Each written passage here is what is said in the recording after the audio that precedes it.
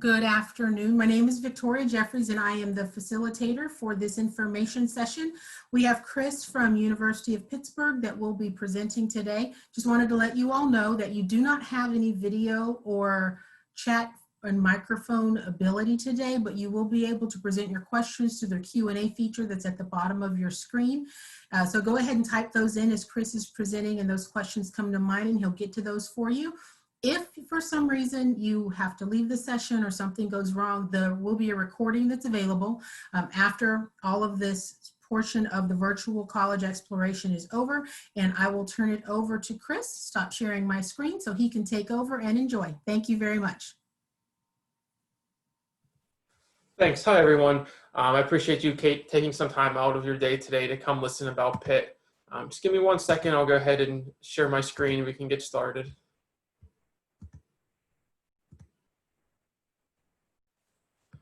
All right, so today I'm going to give a presentation. It's pretty brief, 10, 11 slides, should take about 20 minutes about the University of Pittsburgh.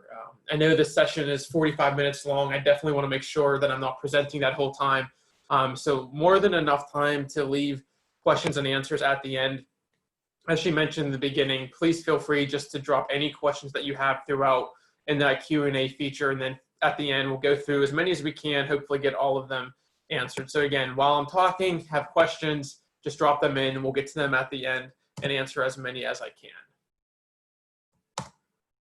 Real quick intro about myself. My name is Chris Zurcher. I'm the Ohio Territory Manager. Last year I had Ohio, Michigan, Indiana, and Kentucky as my states. But Ohio is actually a really strong marketplace for us. So I talked to the people who do the recruitment, and I kind of made it my preference just to focus on Ohio. So this year, everything that I do right now for recruiting is just Ohio, which I'm really excited for. Last year alone, we actually had over 1,200 applications just from Ohio. A lot of apps from the Cincy, Cleveland, Columbus area, and then some sprinkled in Toledo and Dayton. So I'm definitely excited to shift all my focus to Ohio this year. I'm also a two-time Pitt alum. Undergrad, I did communication and rhetoric, and then master's degree, did higher education. I'm born and raised in Pittsburgh, so I started becoming a Pitt sports fan at the age of 10, which first got me interested in the university. And then sophomore, junior year, I really started to look into Pitt. I realized how strong Pitt is as an academic school as well, which got me interested in enrolling there. And then you can see any questions that you have throughout the process. I'm more than happy to help. I know a lot of different schools have different admissions processes, and it can get a little bit confusing, especially this year with everything that's going on and some of the changes. So I know it can be helpful to have one contact in a university that can help you. So hopefully I'm that person for you at Pitt. You can see my email and my phone number on the bottom of the screen. We are working virtually, so the best way to get a hold of me is just through that email. And then I'll put that up on the very last slide as well. So again, any questions, put them in the Q&A for now, write down my email, and I'll be happy to help with anything later on. So we always emphasize the campus visit as something that's crucial in the college selection process. Unfortunately, with COVID, we're doing everything virtually this year. So I'm going to try to take you to campus as much as possible. A lot of students, if they're from out of state, they haven't been able to visit campus yet here at University of Pittsburgh, and they think that we're right in the middle of downtown. We're close, but we're actually about 10 minutes away. So you can see on the bottom left of the screen, that's a picture of downtown Pittsburgh. The fountain, which we call the Point, is where the three rivers intersect, and then you can see downtown Pittsburgh. The building is the skyline there. So again, about 10 minutes away is where you'll find campus. A good picture of that is the bottom middle picture. The really big building standing by itself is the heart and soul of campus. That's the Cathedral of Learning. This picture was actually taken at Shenley Park, so about 2 to 5 minute walk from the Cathedral of Learning is where this picture was taken. We definitely have an urban campus. We are, close to a major city, but we really do have a nice balance between having a strong campus community and that urban setting. So again, Shenley Park, 5 minute walk from the Cathedral of Learning, hiking, biking, running trails, has an ice skating rink, golf course, swimming pool, tennis courts, basketball courts, and you don't see that a lot at an urban campus. So 10 minutes from a big city, 5 minutes away from one of the biggest parks in the state of PA. So it's a really nice combination for all students. And you can see that a little bit more on the top right picture.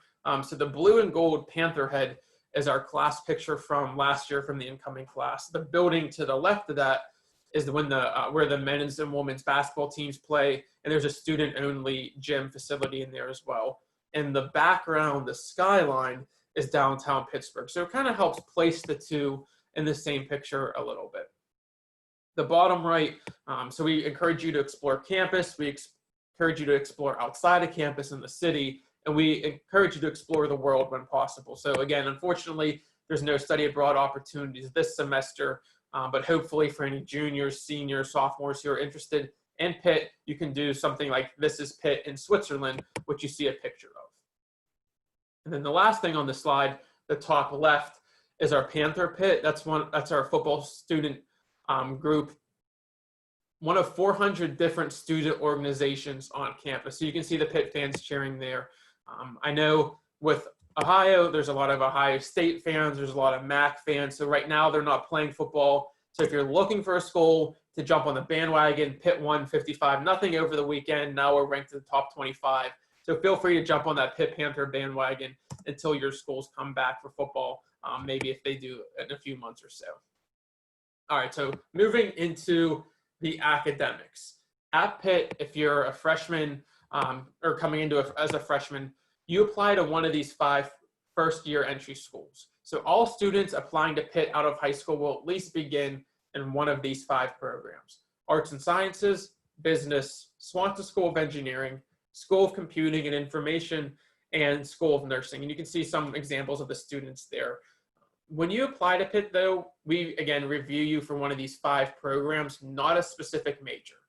For example, if you're applying to the School of Arts and Sciences, to us, it makes no difference if you apply undecided, bio, chem. If you're applying to business, it doesn't matter to us if you're applying as undecided, marketing, finance. We just review you for one of those 5 schools. The reason why is because Pitt, we try to make you as flexible as possible with your courses. So we want this to be up to you. You have at least 1 or 2 years, depending on which of those schools you enroll in, to ultimately make your decision on what you want to major. So you put an intended major on your application, but you have that year or 2 to take some intro courses, see if that's really what you want to do before you declare that major and then start moving into those more upper level specific courses. We can also guarantee you admission to one of our graduate schools. So those are the 5 entry-level programs, but then we also have graduate programs, and we can offer you guarantees to the schools on the screen. A few important things about these: they are not binding. So a lot of students ask that question if you're interested in going into law school and you get the law school guarantee and you decide you don't want to be a lawyer anymore. Perfectly fine. We just reserve that seat for you if that's what you're still interested after your 3, 4, 5 years as an undergrad. Another important thing to mention, some of these are going to be pretty competitive, like the School of Medicine guarantee or the Dental Medicine guarantee. So if you don't quite meet the admissions guidelines for these guarantees, we can still review you just for general undergraduate admission. So that means you apply to Pitt and you can list one of these guarantees on your application. We first review you just for general admission to the university, and then on top of that, we could review you for one of these guaranteed programs. So don't be worried if you're a little bit concerned you might not get the med school guarantee or the pharmacy guarantee. Whichever it is, feel free to put that on your application, and we'll consider you for that after we review you just for general admission. And that same sort of process is how our honors college goes. I know it can be a little bit confusing because some honors programs you apply directly to them. At Pitt, so you apply to one of those 5 entry-level schools. We review you for admission to one of those programs, and then once you receive that admission, we can review you for our Pitt Honors program. Our honors program is pretty competitive. We ask that you complete 1 additional short answer question. It's really open-ended. If you could change one thing in the world, what would it be? And then why and how would you change that? So answer that essay in 500 words or less, and then select yes to be reviewed for Pitt Honors program. And we'll do that again after reviewing you for general admission to one of those 5 programs. Our honors college, one of the highlights, again, it's really flexible. So you get to choose how much you want to participate and how and where you want to participate.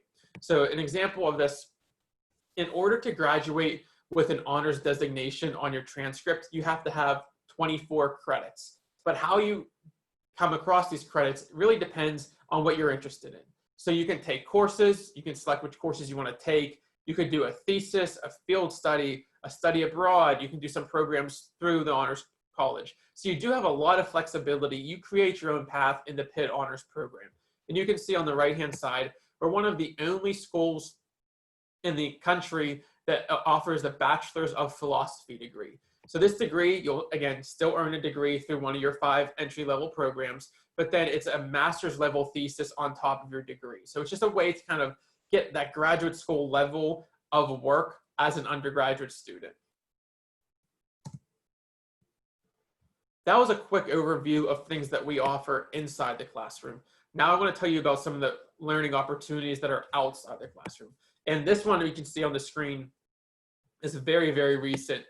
Within 2 weeks ago, you can see a Pitt study of COVID-19 patients led the World Health Organization to change their treatment guidelines. So one of the Pitt professors was actually part of this study where they found that a general cheap common steroid helped very sick COVID patients. So again, this is the type of research that Pitt's doing in campus. They're collaborating with other top schools like Vanderbilt, University of Oxford for these types of studies. We have 6 teaching hospitals in Oakland where Pitt's campus is alone. So any student who's interested in those health fields, if you want to do research, job shadowing, clinicals, having those 6 hospitals right on campus makes it really easy and convenient for all of our students. The other nice thing about these hospitals is there's a wide variety of them, everything from McGee Women's Hospital to a Veteran Affairs Hospital. So you're going to be well prepared no matter which medical field you are interested in going into. If you're thinking things that aren't really medical, on the right-hand side of the screen, you'll see a picture of a student downtown. That can be an example of our internship guarantee program. The city of Pittsburgh is one of the best places to do internships. Amazon, Google, Uber, American Eagle, PNC Bank, Dick's Sporting Goods, and we can help you find these internships. The Career Development Office offers a internship guarantee program where all you have to do is complete a few seminars. Easy things, how to write a resume, doing a mock interview, help prepare you for your internship. You complete these seminars and they guarantee you to find you an internship that's right in your field. So it's really easy to be involved inside and outside the classroom at Pitt. And it's these outside the classroom experiences that helps kind of set apart your degree from other students. One of the most important slides, the application process.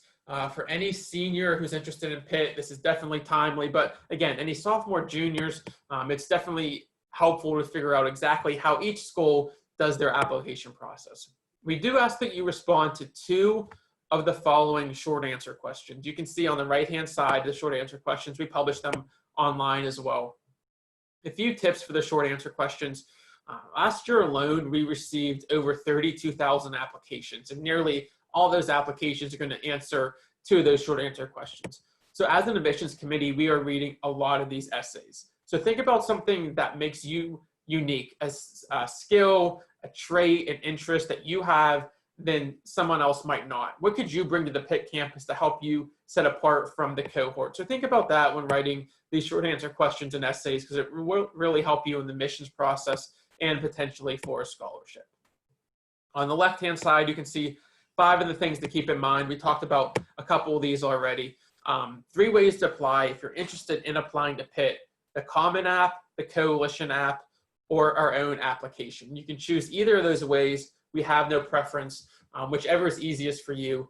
Last year, I think about 87% of Ohio students applied Common App, so I know it's definitely one of the more popular ways, so feel free to apply through the Common App. The biggest change to our admission process this year is the number 2. So we do accept 2 test scores, SAT or ACT, but the 4 of the 5 programs, Arts and Sciences, Business, Swanson School of Engineering, and Computing and Information, will be test optional for the fall. We understand that a lot of students are signing up for tests and then they're getting canceled, or they're trying to sign up and there's no seats available. So those 4 programs will be test optional for the fall. If you have a test score and you're comfortable and confident with sending that in, great, we will consider that. If not, then you can submit a personal statement instead, and then we'll review your other materials as well.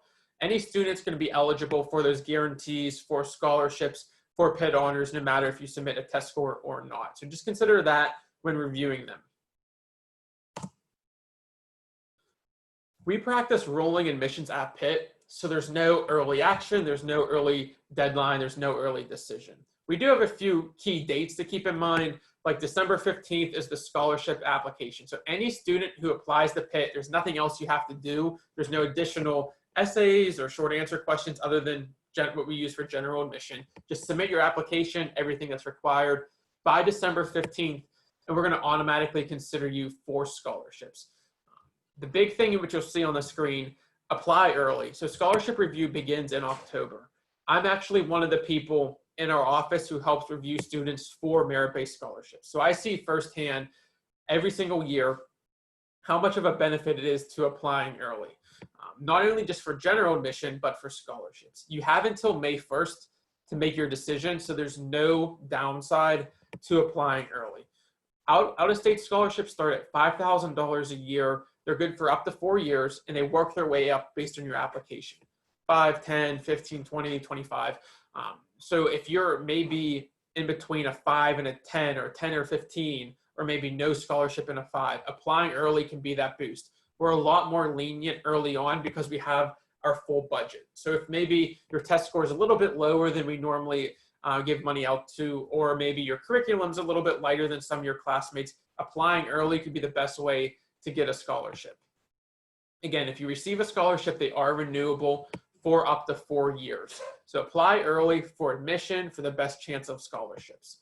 Any student who applies August or within the next 2 weeks until we get to the end of September, you can be offered admission 3 to 4 weeks. So that means that you're right in the middle of October when we begin to review for scholarships. So any seniors listening, if you're really interested in Pitt, haven't applied yet, if you can get that app in the next 1 or 2 weeks, that can be a big boost.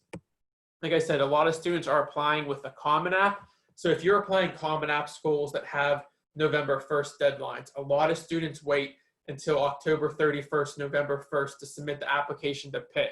Last year alone, we received almost 3,000 applications between October 1st and November 1st. So we had a big push. So if you could beat that big push, it only can help you in terms of scholarship review. Although there's not a specific deadline for admission, again, rolling admissions, there are a few key dates in addition to the scholarship deadline. So if you're interested in the med school guarantee, November 1st. If you want to be reviewed for Pitt Honors, December 1st. We talked about the scholarships already. And then if you're interested in the physician's assistant guarantee deadline, January 15th. So again, general admission, no deadline, apply early for your best chance.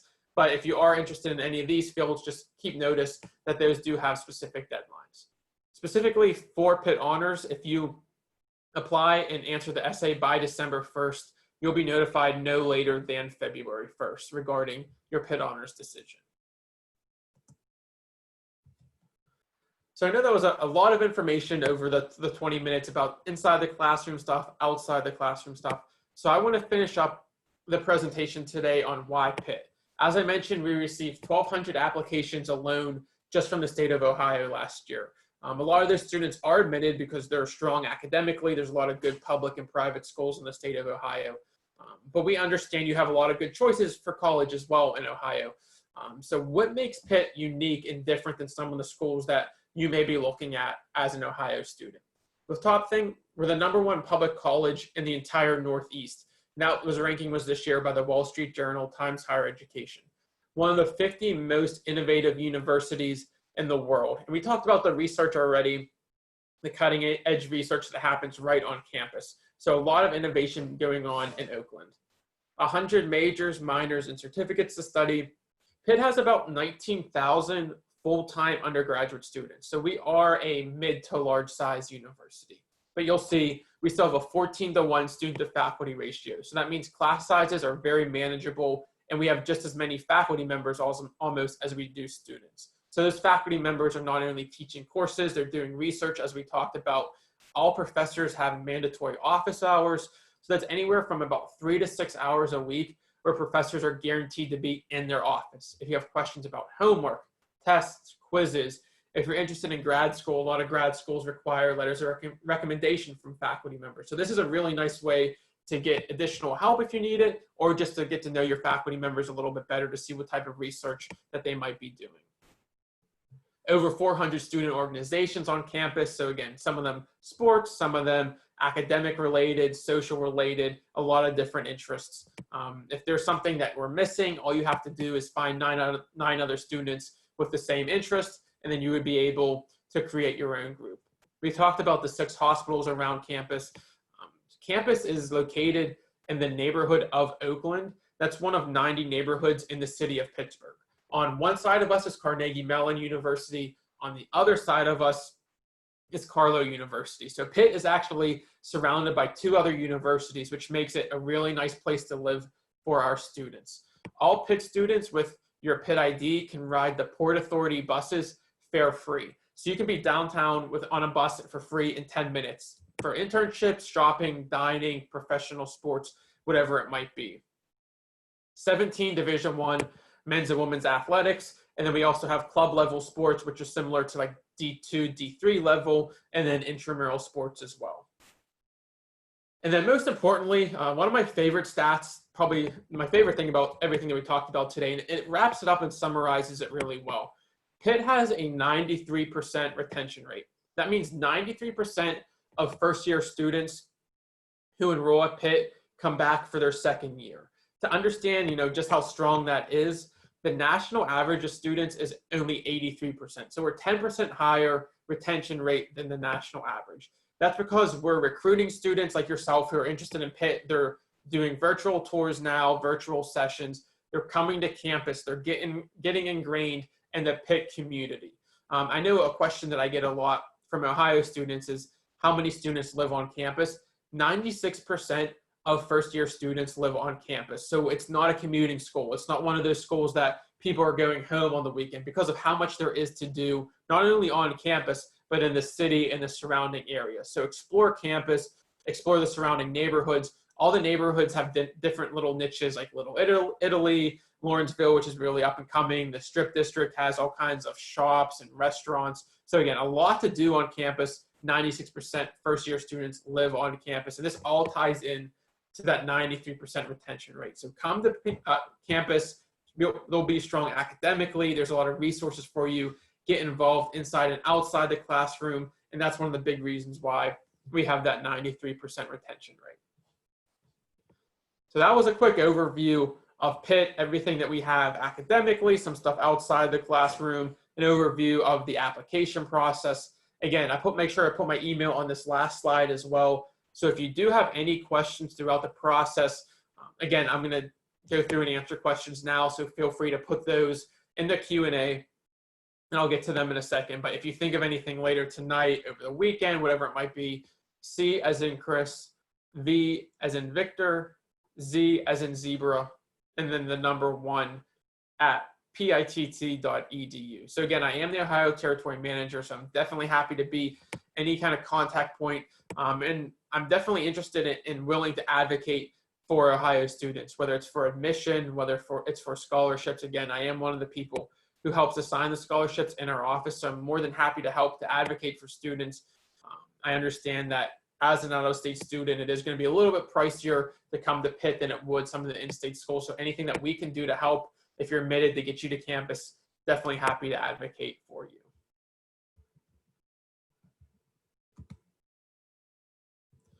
All right, so that was just a quick overview about Pitt, the things that we have to offer.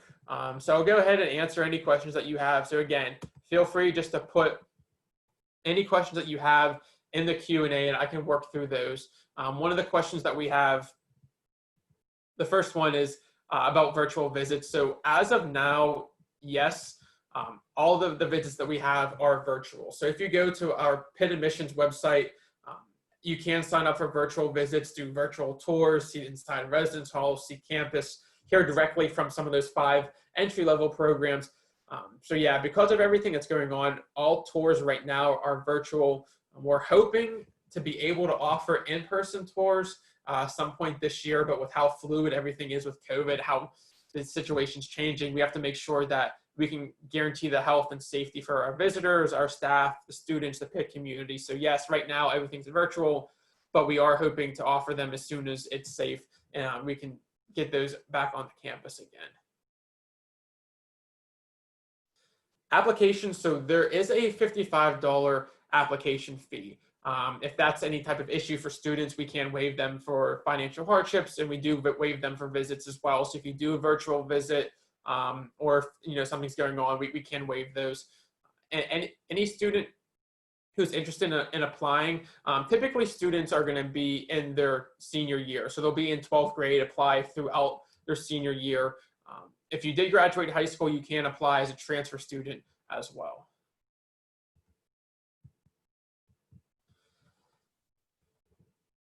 So this is a good question. So how would you describe the type of student that attends Pitt? So a few things come to mind: well-rounded, both inside and outside the classroom. We talked about wanting to explore. So we want students to be involved in the classroom, in their studies, and then outside the classroom too, being involved in their student organizations, being involved on their floor. So that's one of the reasons why we have that strong retention rate, because Pitt students are well-rounded and they're involved inside and outside the classroom. Pitt's definitely going to be an academically rigorous school, so students have to be strong academically in order to attend Pitt for admission and be successful on campus. But then I would describe a Pitt student as collaborative. So that's one of my favorite things about the university is the resources, not only the faculty and staff, but the students. There's a lot of peer-to-peer tutoring involved. If you go into residence halls, a lot of the floors are working on each other's homework with each other. They're practicing for tests, quizzes. So it's definitely going to be, academically competitive. You have to do well, but students aren't going to be competitive with each other. They're going to help each other with homework. It's not like two students are competing or anything like that. It's a very collaborative environment. Everyone at Pitt, from the fellow students to the staff to the faculty to the administrators want to make sure that you succeed and you enjoy your time here. So that's well-rounded students academically outside the classroom, and students who are interested in a collaborative learning environment are some of the things that come to mind when I think about a Pitt student.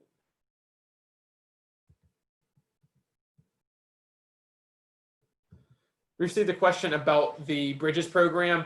So unfortunately, I don't have a ton of information about that because that's not done through our office. But there are a lot of different summer organizations and programs that go on through our office, but outside of our office as well. So Bridges is one of them. Unfortunately, I don't have a ton of information about that because, again, it's not through our office. But if you go onto their website, we do have student affairs information, and they would be happy to help with any questions that you would have.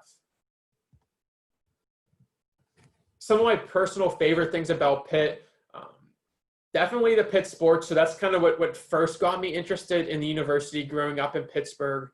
Pitt football, Pitt basketball, I was always going to those games. Even if you're not a big basketball fan or football fan, it's just something additional to do maybe on the weekends, on Saturday. If we actually have one of the best student sections for basketball in the country called the Oakland Zoo. So getting involved in that. Again, I was a big sports fan, so that's something I did. But even if you're not, it's a pretty cool sense of Pitt pride that you'll see. Another thing that we talked about a little bit already, the campus. Unfortunately, right now you can't physically see the campus, but if you do have an opportunity to, really encourage you to come check out the campus. It's a really nice combination of being an urban school, but still having that strong campus community, campus feel. So it's not one of those urban schools where you're like dropped in the middle of the city and there's people, walking in and out from banks and different buildings and things like that. Everyone that you see on Pitt's campus is a Pitt student, staff, faculty member. So you really know when you're on Pitt's campus. So the location is really nice. And you can see in my background a little bit. So that's the city of Pittsburgh. That's downtown, the point where those rivers collide. And again, you can be downtown within 10 minutes. So a lot of opportunities because of the way that Pitt's campus is set up. A good question about admissions guidelines. So there's not a certain GPA or test score that you need to be admitted. It is primarily based on academics. So if you submit a test score, you have to have a strong test score. If you're applying, you have to have a strong GPA, mostly A's and B grades, some AP courses if possible, honors, college prep, whatever it might be. So we are looking for predominantly A/B students, but again, we understand that sometimes things happen. So if you had a bad semester, have a few lower grades, feel free. We leave that open-ended in the questions, in the short answer questions. Feel free to put that information in there because we definitely understand things happen. So it is going to be based on your GPAs, test scores if you submit that, but that's where the personal statement comes in as well. So if you're not going to apply with a test score, feel free to complete that personal statement so we learn a little bit more about you as a student. So there's not a certain GPA or test score requirement. It's a holistic review. We're considering everything in your application. And that's one of the perks about applying early is if you're strong academically, you have a good application, you meet the admissions guidelines, you can be admitted early on. But if you wait until December, January, February of your senior year, those spots that we offer become smaller and smaller as the class gets bigger, so it gets more and more competitive. We do have both co-ops and internships. So the term co-op is used predominantly for students interested in engineering. So a co-op would be you would work a full-time, then you would do a semester of class, then you work, then you do class. You do 3 rotations. So you do full-time work for 1 semester and then full-time class for another semester. Where internship students are typically taking courses and doing their internship unless they're maybe doing an internship over the summer. But yeah, co-op opportunities through the School of Engineering. We have partnerships with over 300 different companies, organizations. We have students who do co-ops every year in Disney, in California, at Gatorade. So a lot of different opportunities, even overseas, if you want to do some internationally, co-op opportunities can be for that too. And internships. We mentioned the internship guarantee a little bit. A lot of students will find internships by themselves, but if you're having trouble with that, take advantage of that internship guarantee program through our career development office, and they guarantee to find you an internship that's right in your area. So again, being so close to a major city like Pittsburgh opens up a lot of internship opportunities for students. The next question is about AP credits and college credits. So any student who has AP or IB, if you just Google Pitt AP credit, the very top link will take you directly to our website, and it's very cut and dry. So we tell you exactly the AP exam name, the test score that you need, how many credits you'll get, and then what class it'll count for. So we do that for AP and IB. In terms of college credits, college and high school, dual enrollment, college credit plus, we do accept those credits as well. Just because of how many different classes are offered, there's no like cut and dry formula that we can post. But the general rule of thumb is with a C grade or better, as long as we have a comparable course on our campus, those credits will be eligible to transfer.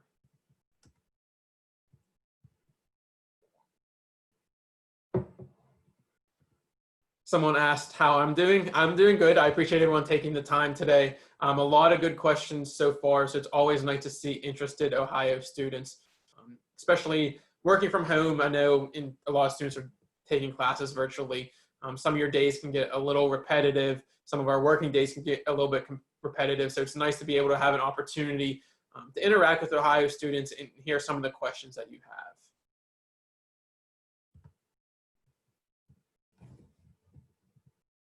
So another question somewhat about transfer credit. So that transfer policy, predominantly if the C grade or better, we have to have something comparable on our campus, they'll be eligible to transfer. So if some students want to start in-state or a community college or something like that, that's definitely an option. Each residence hall has slightly different costs and fees and associated. The general cost that we say that we suggest that parents and families budget is about $11,500 a year for room and board. That's just for your standard room, standard meal plan. If you are living by yourself, it might be a little bit more. If you get a cheaper meal plan, it'll be a little bit less. But roughly that a year would be room and board. And then we have any type of scholarships and financial aid, FAFSA loans, grants could apply to both your tuition and your room and board charges.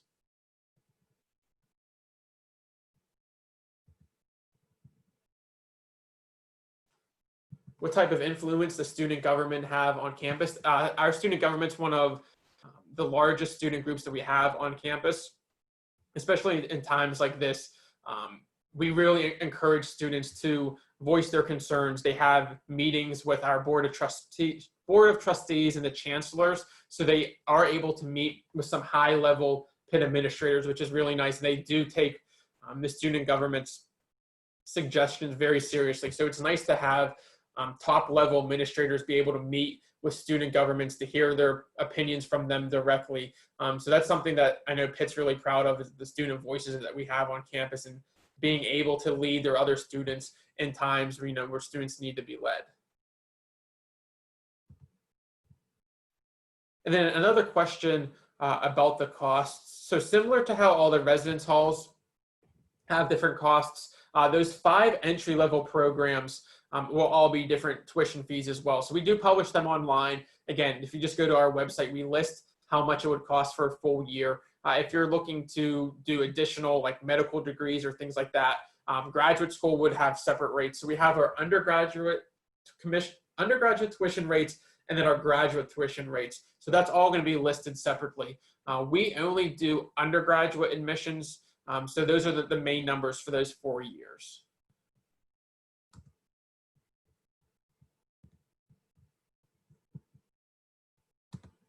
All right, so right now we're all caught up on questions. So if you have any last minute questions, feel free to drop them in. But again, if you think of anything throughout your process, if you think of anything later tonight, seniors, if you're applying over the next week or two, again, rolling admissions, get that application in early, feel free to email me. Again, my email is C as in Chris, V as in Victor, Z as in zebra, and then the number 1 at pitt.edu. So again, any questions, doesn't look like there's anything else left question-wise in the Q&A. If you have any last-minute questions, feel free to drop them in. But again, any questions, feel free to reach out. I know it's really comforting sometimes to have a contact at these different schools. So I'm happy to help advocate any questions that you might have, feel free to reach out. I do want to thank everyone for attending today. I know it's a stressful time, especially to be a high school student and to look in your college selection process where everything's so much different. You can't do any campus visits or anything like that, but we do appreciate you taking time to come and hear about Pitt. Any other questions, feel free to let me know. And then we have one last slide to help wrap everything up. Thank you so much, Chris. I appreciate everyone coming and asking Chris such great questions. On behalf of StriveScan and OACAC, there is a short survey. It's only 4 questions. Once I end this webinar, if you take a few minutes to fill that out, we'd appreciate it.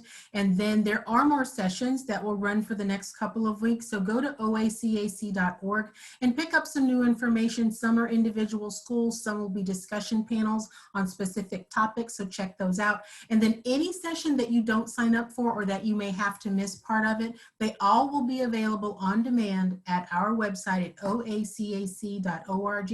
And I appreciate your time and your attention today, and have a wonderful rest of the day.